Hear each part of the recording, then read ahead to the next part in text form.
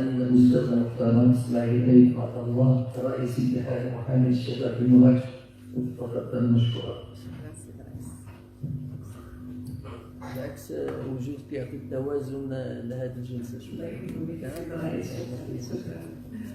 لأن لو شي واحد آخر يتغيب ويلوم عليه الأستاذ ولا باش يكون التوازن في مثلا. الحضور الكريم أسعد الله صباحكم. نيابة عن السيدة اتحاد محامي الشباب بصفتي محامية بهيئة مراكش وعضوة باتحاد محامي الشباب ونائبة رئيس، ألقي كلمة السيد الرئيس الذي سعدر عليه الحضور بطرف سمحي. بسم الله الرحمن الرحيم، والصلاة والسلام على أشرف المرسلين، سيد العميد، السيدات والسادة الأساتذة الأفاضل، السادة النقباء، الزميلات والزملاء المحامون. الحضور الكريم كل بصفته واسمه والاحترام الواجب له.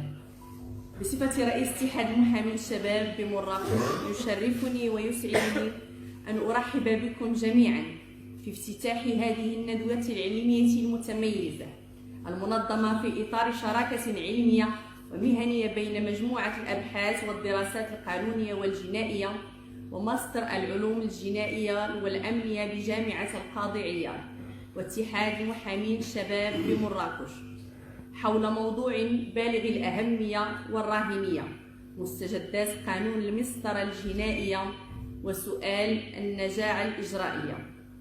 تكتسي هذه الندوة أهمية خاصة ليست فقط من زاوية موضوعها العلمي، ولكن أيضا من حيث السياق العام الذي سنعقد فيه، وهو سياق وطني ومهني دقيق يعرف نقاشا مجتمعيا وقانونيا واسعا حول إصلاح منظومة العدالة، سواء من خلال مراجعة قانون المسطرة الجنائية أو من خلال ما يرافق مشروع قانون مهنة المحاماة من نقاش حاد وتفاعل مهني ومجتمعي غير مسبوق.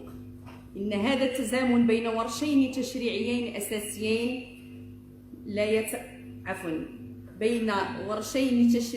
أساسيين يضعنا جميعا أمام مسؤولية فكرية ومهنية مضاعفة، لأن الأمر لا يتعلق فقط بنصوص قانونية معزولة، بل بمنظومة متكاملة يكون فيها المسار الإجرائي ودور الدفاع وضمانات المحاكمات العادلة حلقات مرتبطة لا يمكن إصلاح إحداها بمعزل عن الأخرى.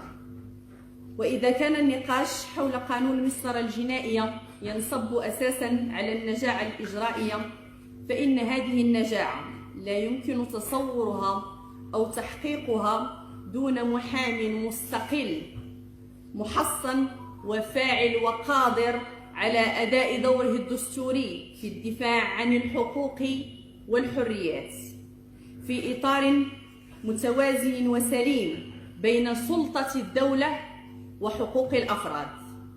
من هنا فإن المقاربة التقنية البحتة للإصلاح تبقى قاصرة ما لم تدعم برؤية شمولية تستحضر موقع المحامي داخل منظومة العدالة باعتباره شريكا أساسيا لا مجرد فاعل ثانوي.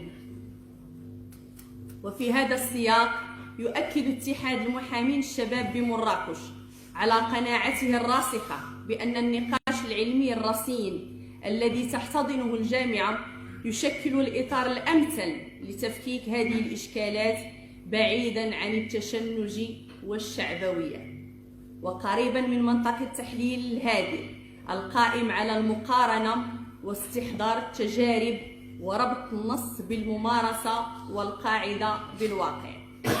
ولا يفوتني في هذا المقام أن أتوجه بخالص الشكر والتقدير لجامعة القاضي عياض، هذه المؤسسة الجامعية العريقة التي نعتز جميعا بالانتماء إليها ونعتبر أنفسنا أبناءها علميا وفكريا، فهي الجامعة التي شكلت وعينا القانوني وأسست لثقافة حقوقية نقدية، ولا تزال تشكل فضاء حيا للحوار الجاد بين المعرفة الأكاديمية ومتطلبات الواقع العملي. كما أتقدم بجزيل الشكر للأساتذة الدكاترة الباحثين المشرفين على هذه الندوة، ولأعضاء اللجنة العلمية والتنظيمية، ولكل من ساهم في إخراج هذه المبادرة العلمية إلى حيز الوجود، وللسيدات والسادة المتدخلين الذين سيغنون أشغالها بمداخلات علمية رصينة نأمل أن تسهم في الخروج بتوصيات عملية قادرة على مرافقة هذا الورش الإصلاحي الكبير. ختاما، يجدد اتحاد محامين الشباب بمراكش التزامه الثابت بالانخراط الإيجابي والمسؤول في كل المبادرات العلمية والفكرية، وبالدفاع عن مهنة المحاماة في إطارها المؤسساتي والقانوني، إيمانا منا بأن الإصلاح العدالة